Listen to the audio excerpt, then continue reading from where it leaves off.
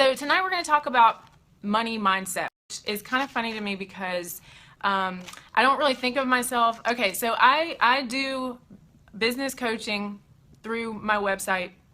You know, you don't have to be like a masterclass student to do that. So, but mainly what I focus on is like business strategy.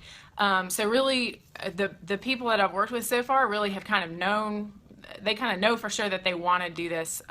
So I don't really ever get into talking with them specifically about like, you know, your money mindset or anything like that might be holding you back. Like I feel like that's more of a like traditional like coaching thing that I just haven't really done before.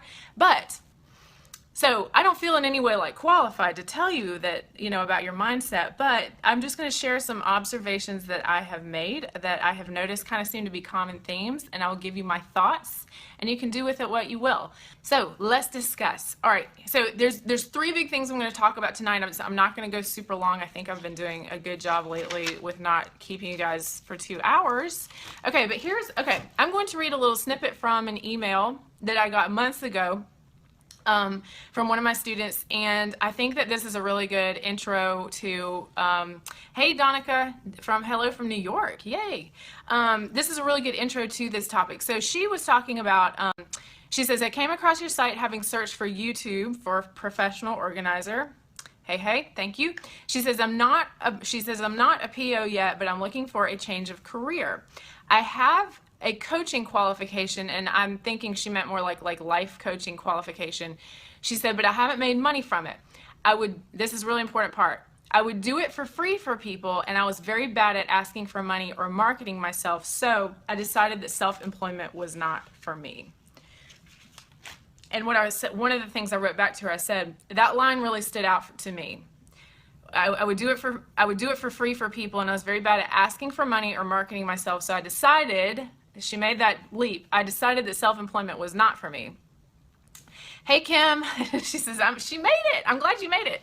Okay, so I wrote back to her, I said, it seems to me that this issue in your mindset is the leap that needs to happen in order for you to start actually making an income, whether it's in that coaching business she already had or as a professional organizer. And that's the connection I really want you guys to make, because we are like physically doing a job in people's houses, but we are also potentially or most of the time serving in some kind of coaching type of way, and that really varies depending on the client, but you guys have to think of yourself as coaches too, really.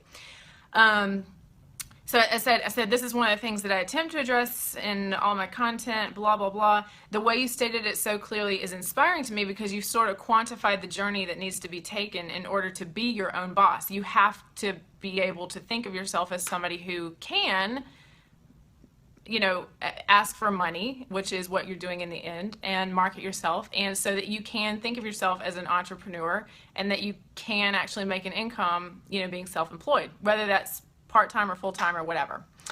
So so let's talk about that. I know it seems obvious, maybe to you, maybe to me, or maybe not at all, but there's probably a lot of you out there who feel bad on some level, in some way, about charging people.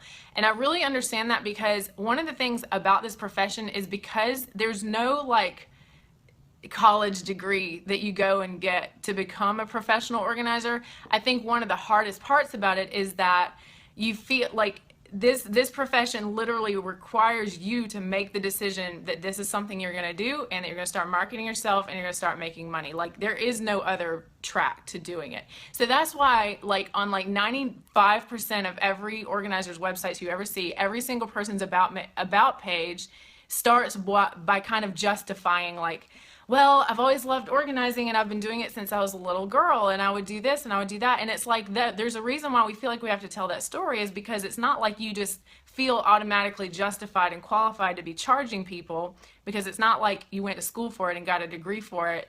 It's like you have to start somewhere. So I know that that's like a really hard leap to make in some people's minds, is how do I start charging people, when it's, especially when it's something that most of us are extremely passionate about.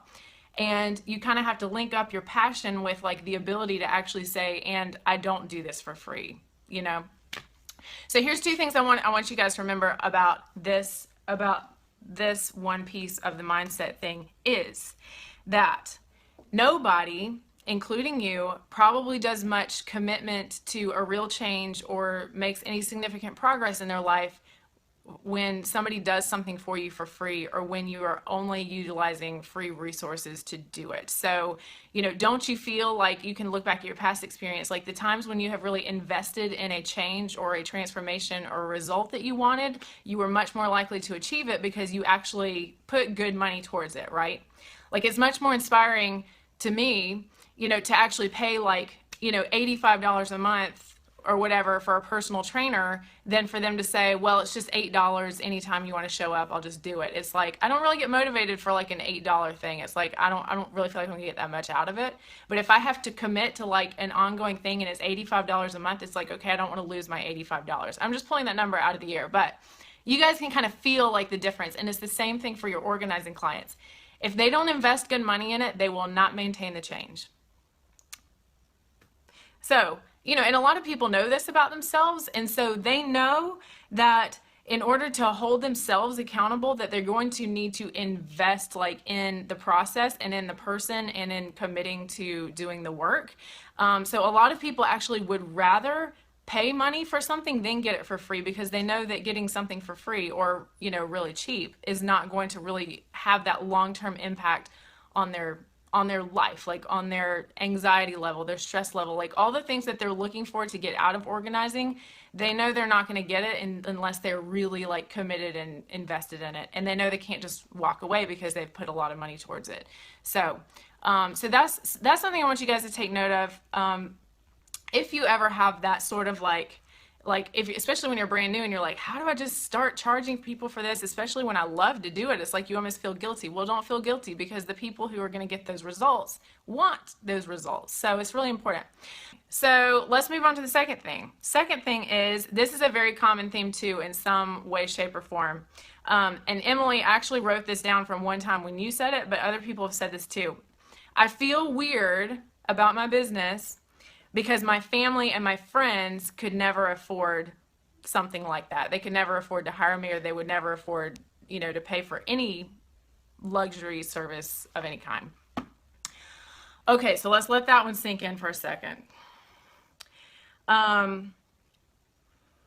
another thing it's another guilt thing, right? Like, I feel like the first thing was like a guilt thing about charging the people, and then the second thing is like a guilt thing about the people who already know you and love you, and you're like worried that you're somehow maybe offending them, or there's like, it could be so multifaceted depending on who you are and who they are, and whatever. But especially when you feel like, okay, you're trying to target a high-end clientele because that's smart.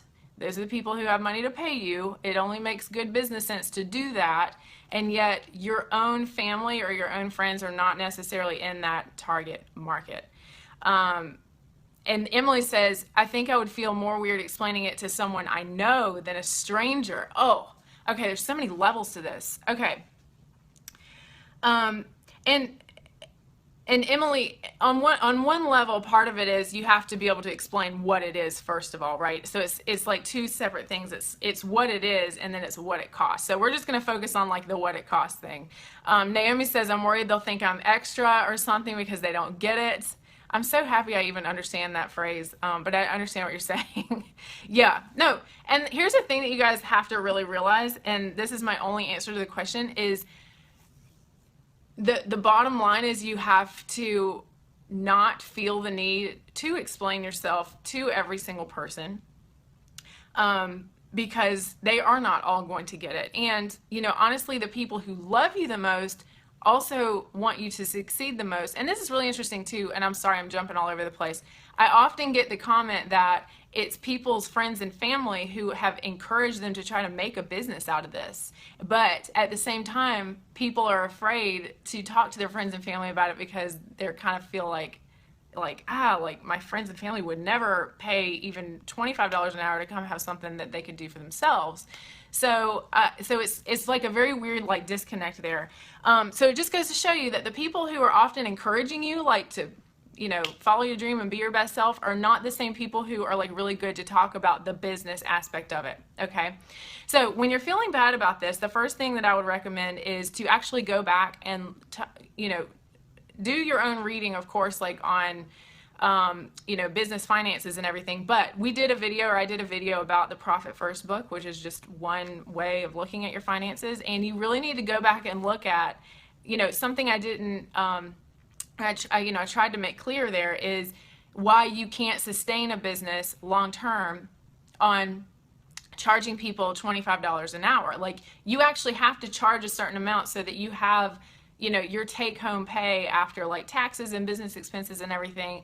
It has to be at a certain level, or else you don't have a business. And so then your friends and family it doesn't matter what they say if you've gone out of business, right? But yeah, no, having their opinion be the thing that is holding you back is really unproductive, self-destructive.